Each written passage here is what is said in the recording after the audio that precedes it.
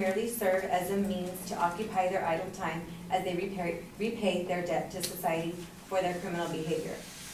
Restrictions should be implemented as to discourage a place seen as one of comfort and incentives. As stated by Michael Santos, a former prisoner himself, our prisons have grown into superior training grounds for failure unless prisonization becomes the goal. After all, our prisons were set in place to punish criminals, so they should fundamentally be unpleasant to inmates. Coddling prisoners with such items as recreational television and library time has simply made the sentence they are forced to serve out more bearable. As stated by a Prisoner's Rights article, prisons will not serve as a deterrent if it is a pleasant place to live or if criminals are provided with amenities such as free education. Therefore, it is vital to recognize the key to deterring future crime is making certain prisons themselves are undesirable destinations by severely restricting these additional privileges. Curtailing these privileges will allow for a shift of funds and resources that will provide effective rehabilitation of inmates, with an emphasis on recovering inmates so that they can be long-term productive members of society.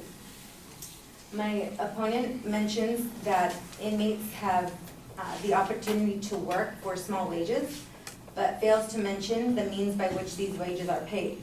Perhaps it's just yet another prison fund that we taxpayers contribute to.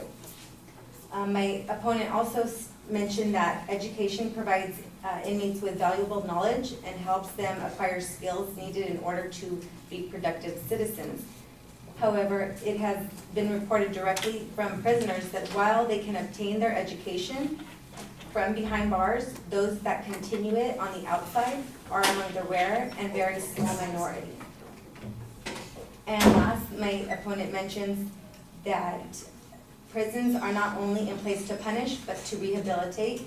However, effective rehabilitation is rooted in one's free will